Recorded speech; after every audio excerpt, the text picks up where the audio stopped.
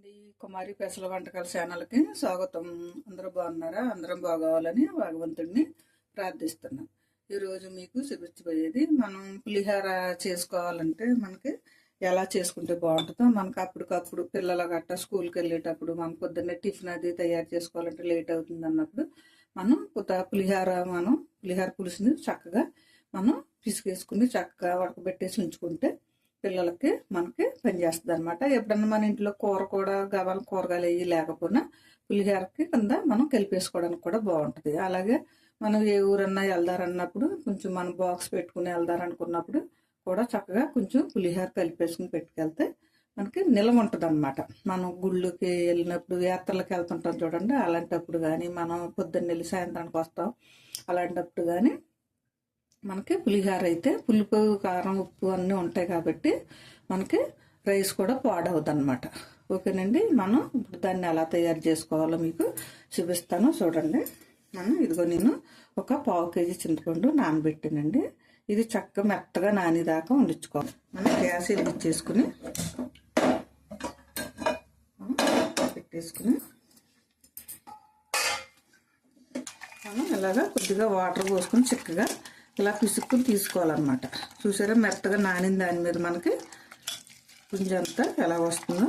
ఇంట్లోది అక్కడక్కడ మనకి పెంకులు అవి ఉండిపోతుంటాయి అనమాట. తుక్కులాడితే పెంకులాడితే మనం ఇలా కొంచెం బియ్యం వాడదా వేసుకుంటుంది కానీ మనకి లేకపోతే జల్లిడు కానీ ఉంటుంది కదా, ఆ జల్లిట్లో ఇలాంటి జల్లిడులు ఆడితే మనకి ఉంటే అందులో పోసేసుకుని చక్కగా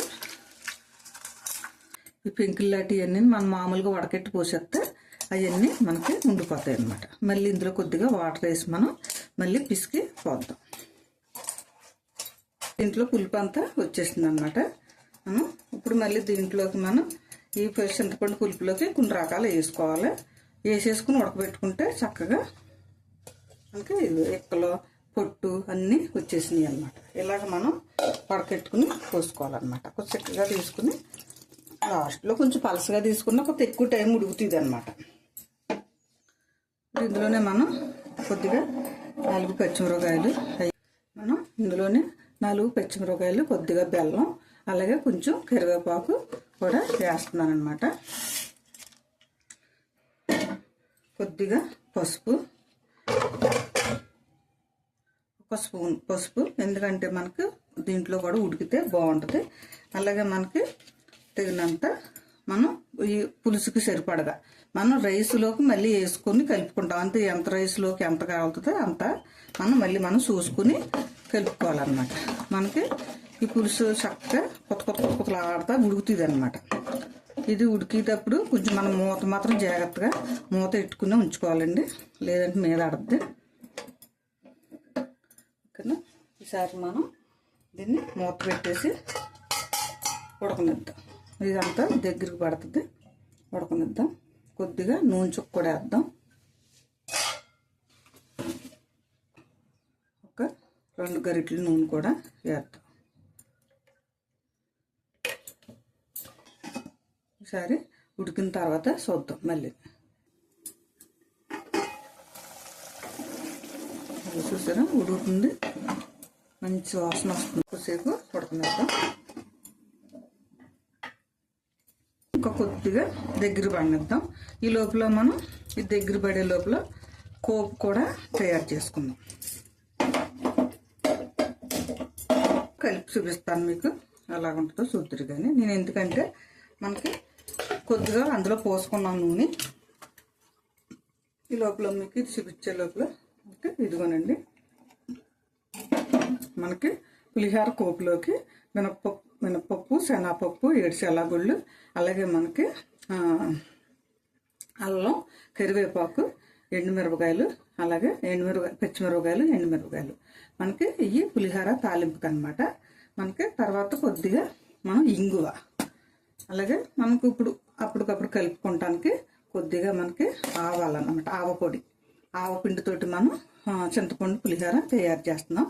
అలాగే మనం ఆవపిండి అనేసరికి మట్టుకి అప్పటికప్పుడు తయారు చేసుకుని కలుపుకోవాలి. మనం ఉన్నదంతా ప్రాసెస్ అంతా ముందు తయారు చేసేసుకోవచ్చు. లేదన్నా మనకు ఆవపిండి లేకపోయినా ఉత్తిదైనా సరే కలుపుకున్నా బాగుంటుంది అనమాట మనకి. ఓకేనండి, ఇందులో కొంచెం ఆవాలు వేస్తాను, మర్చిపోయాను. ఈ లోపల మనం కొన్ని ఏడుశాల గుళ్ళు వేద్దాం.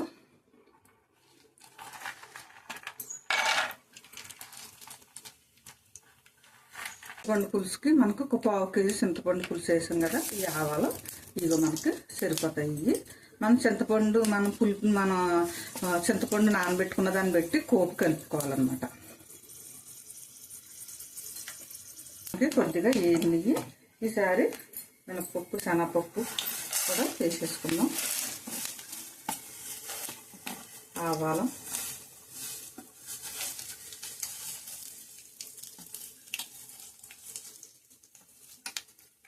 ఆడుతున్నాయి మనకి, ఈసారి ఇవి కూడా వేసేద్దాం.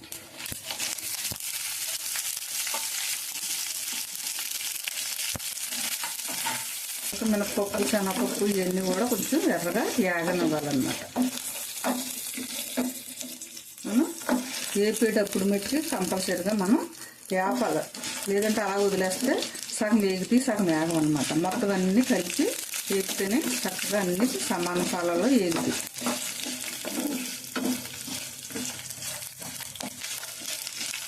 దీంట్లోనే మళ్ళీ కొద్దిగా పసుపు కూడా వేసుకుందాం, ఒక 1/2 స్పూన్ పసుపు. ఎందుకంటే మనం చింతపండు పులుపులో కూడా వేసాము, దాని మీద కొంచెం వేస్తున్నాను నేను. ఇందులోనే మనకి కొద్దిగా తాలింపులోనే వేసుకోవాలి. ఇందులో చాలు మనకి పెట్టేస్తున్నాను, గ్యాస్ పెట్టేసాను, వేగిపోయింది మనకి.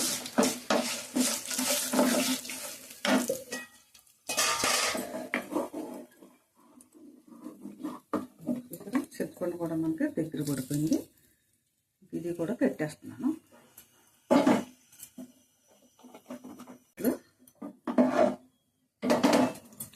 వేసేసుకోవడమే.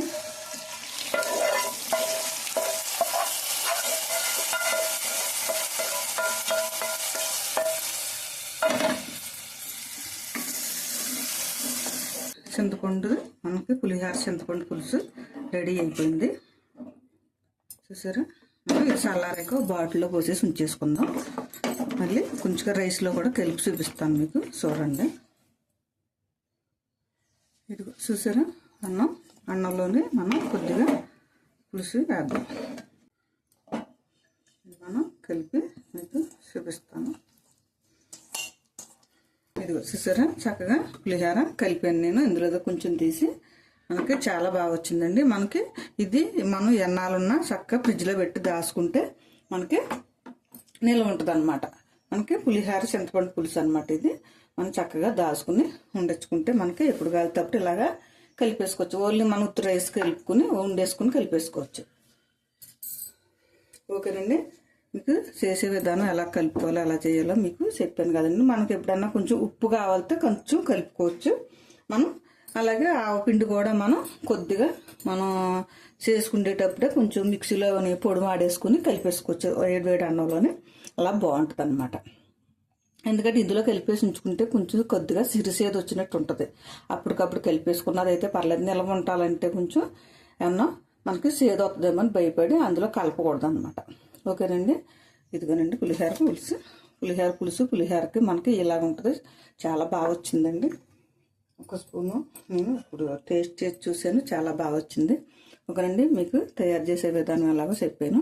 ఓకేనండి, మీకు నచ్చిందని అనుకుంటున్నాను. నచ్చితే కనుక మీ స్నేహితులకి మీ బంధువులకి షేర్ చేయండి. అలాగే బెల్ ఐకాన్ నొక్కమనండి, అలాగే సబ్స్క్రైబ్ చేసుకోమనండి. నేను ఏ ఐటమ్స్ చేసినా మీకు ఫోన్లోకి వెంటనే వచ్చేస్తుంది అనమాట. ఓకేనండి, మళ్ళీ ఇంకొక ఐటమ్స్తో మీ ఎదురుకు వస్తా. బాయ్.